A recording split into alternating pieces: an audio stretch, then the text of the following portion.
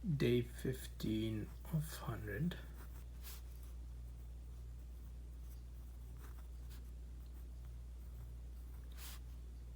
People joining for the first time. I write one line with my dominant hand, that is my right hand, and then write it a couple times with my left hand for a step towards being ambidextrous. So I will put some audio in the back and get started with this. What are you doing in the world? Complete the day and leave no tasks that I have to finish in the morning. It's that's it. And so it's not necessarily that I have a specific order, but there are particular things that I do. Number one, totally set up the kids. So that means pack their lunches. It means get the backpacks ready if it's school season and get them by the door. It means if there's any forms that need to be filled out or printed or anything else, if they are printed, they are ready to go. So kids are handled. Second thing, I want the kitchen clean. I don't ever want to wake up in the morning and walk in there and see crap that I have to do. I don't want dishes in the sink. I don't want things on the counter. And so I make sure that the kitchen is clean, that the counters are cleared off, and that there is nothing I need to do in the kitchen because it will distract me in the morning. I will feel guilt. I will feel obligated to get that done. Third thing that I do is I tend to set out the stuff for breakfast. And the reason why I do that is because my kids will wake up at various times. And so if I've got that thing set up, I've just bought myself a couple more minutes of quiet in the morning before the parade of children come running down the stairs, starving and wanting breakfast. The other thing that I do is I go to my computer and I print out the day calendar for the day ahead. And then I take that printout and I take my notebook that has all of my travel and kind of everything that's laid out for the business that I run and my speaking schedule and stuff related to the kids, and I move it all to the kitchen. Now, why am I doing this? I'm doing this so that when I leave my bedroom in the morning and I walk into the kitchen to have 30 minutes of quiet time for myself, to get focused, to plan my priorities, everything's set.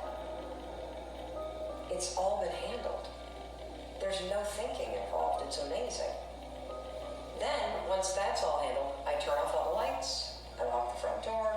When I walk into my bedroom, the very first thing that I do, I set my alarm, and then I plug my phone in my closet.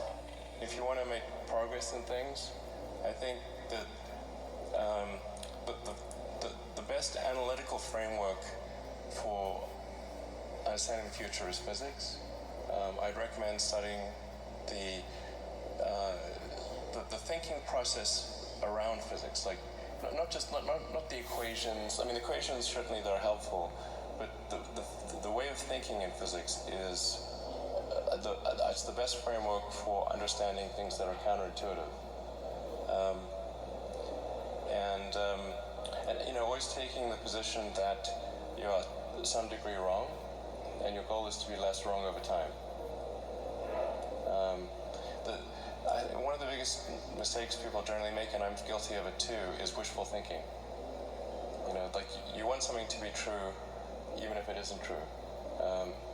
And so you ignore the things that, you ignore the real truth because of what you want to be true. This is a very difficult trap to avoid. And like I said, it's certainly one that I find myself in having problems with. But if you just take that approach of you're always to some degree wrong and your goal is to be less wrong, and solicit critical feedback, particularly from friends. Like particularly friends, if somebody loves you, they want the best for you. They don't want to tell you the bad things. So you have to ask them, and say, I really do want to know. and then they'll tell you. You can do more. You can do more than you ever imagined. I was broke at 25 years old. Broke, okay? Every 2 years I get one of these cars. The people at Rolls Royce like, hey, we want to send you another one of those cars, okay? How you want it? How you want it dressed? What color you want it? Like, it's crazy. It's crazy the life I'm living right now. We did a conference. There was 10,000 people in the room and another 10,000 people online. All of them paid to be there. I remember when I couldn't get 2 people to show up at a party in high school because I was so disliked. You can do more than you message to you today. You will live longer than you think. I promise you, okay? You can do more than you think you can. You know, I'm always looking for new ways to explain the power of the 5-second rule and the power of 5-second decisions. And I read something that Tim Ferriss said that really resonated with me. And he had this one line buried in a podcast somewhere that just jumped out, and it's stuck. And what he said is, he said something about how there's a gap between the world and the things that trigger you and your response. And your entire life is that gap.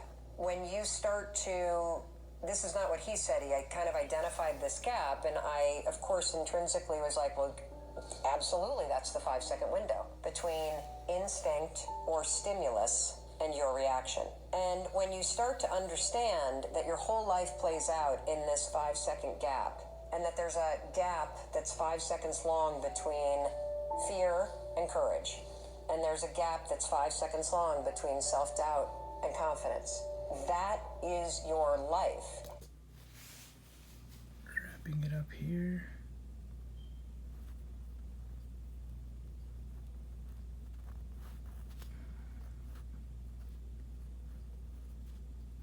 Day 15